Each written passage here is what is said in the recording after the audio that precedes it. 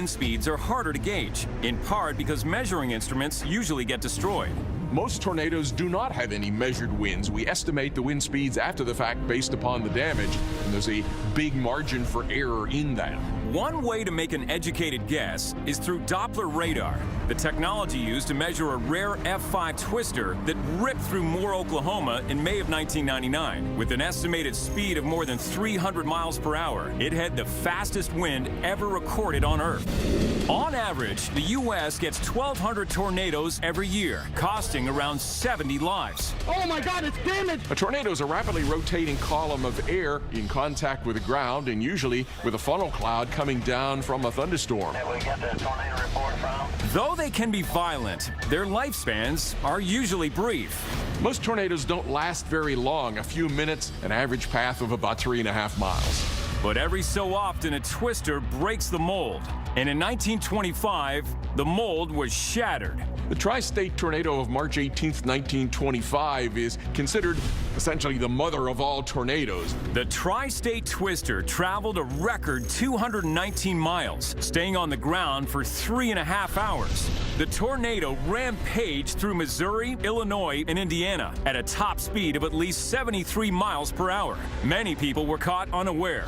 At this time, there were no forecasts, no warnings given of tornadoes because of the thought that the prediction of a tornado might cause a panic in the public.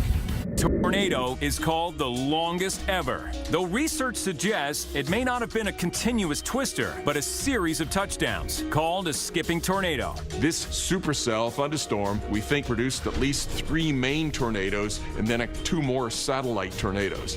And on this day, there was an outbreak of at least 9 tornadoes across parts of the Midwest and South. In the U.S., April and May are typically the most active months for tornadoes. In a normal year, April averages 180 twisters. But that number is shattered in 2011. The atmosphere all across the southeastern U.S. in April 2011 was exceptionally unstable, just ready to explode. Now, into that came crashing a pretty strong jet stream dip for this time of the year. You combine those two, it led to hundreds and hundreds of tornadoes. These ingredients had an extraordinary effect as April saw the U.S. blasted by an incredible 758 twisters, the most ever recorded in 1 month. There were, at times, for quite a while, more than 20 tornado warnings simultaneously. This is the first tornado that we have seen so far, folks, with Vortex 2. It seemed like every supercell was rotating and producing tornadoes. Between April 25th and 28th, an amazing 350 tornadoes were spotted. April 27th sees a devastating peak. There were 207 tornadoes on April 27th, affecting parts of 15 states. That is a record for a calendar day. While no specific number is required to meet outbreak classification, meteorologists typically use 10 to 20 tornadoes a day to qualify.